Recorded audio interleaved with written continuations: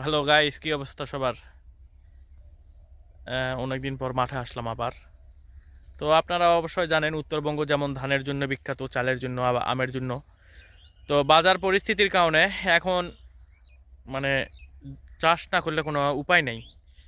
তো ওই জন্য উত্তরবঙ্গের মানুষ এখন প্রায় সব কিছুই চাষ করার চেষ্টা করতেছে। তা আমি এই যে যেখানে আছি, এটা হচ্ছে মাঠের ধারে শস্য আছে, আলু আছে।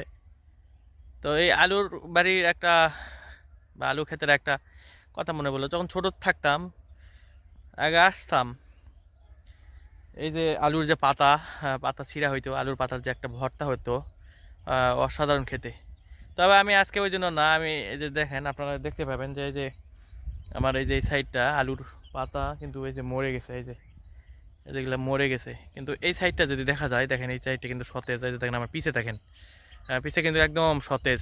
কিন্তু আমার এই সাইডটা যদি দেখা যায়, যে এই যে এই সাইডটা, এই সাইডটা যদি দেখা যায়, আলুর গাছ মানে তীব্র শীতে কয়দিন থেকে ওয়েদার ঠান্ডা গরম মিক্সড। তো সকালবেলা কুয়াশা, আর অনেকে জানেন যে এই প্রচণ্ড শীতে আলুর গাছের পাতা কুঁকড়ে যায়, বা হয়তো ভাইরাস অথবা ব্যাকটেরিয়া জনিত রোগের কারণে। তো তারপরও অনেকটা ভালো হয়েছে।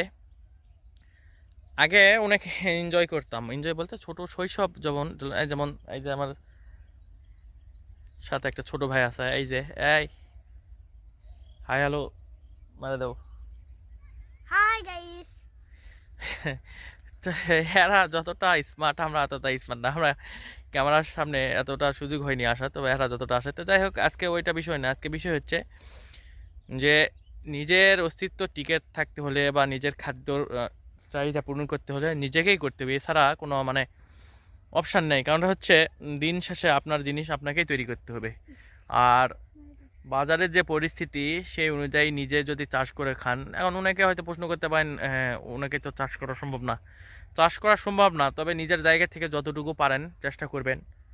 দিন শেষে অন্তপক্ষে ভেজাল মুক্ত খাবার খাইতে পারবেন, এবং অন্যের উপর আপনার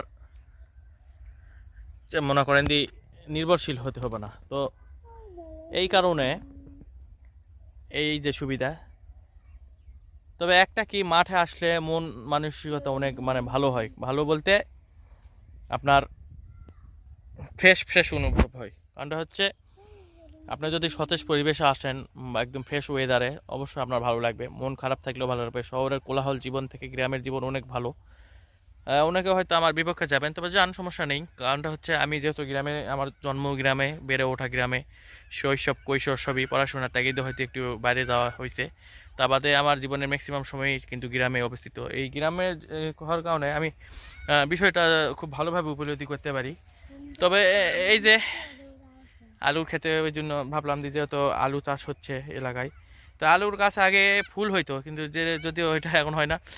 আমার পিছনে ফলাফান সব ওই যে দৌড়াচ্ছে, গ্রামের ম্যাক্সিমাম পোলাপানি সব মাঠেই আসে, সারাদিন আসে। ওই যে মনে করেন দৌড়াদৌড়ি ঝাপাঝাপি অনেক কিছু করে। তো যাই হোক, ভিডিওটা খুব একটা বড় করবো না, কারণ ওরা আসে ঝামেলাটা শুরু করবে একটু পরে আমার সাথে।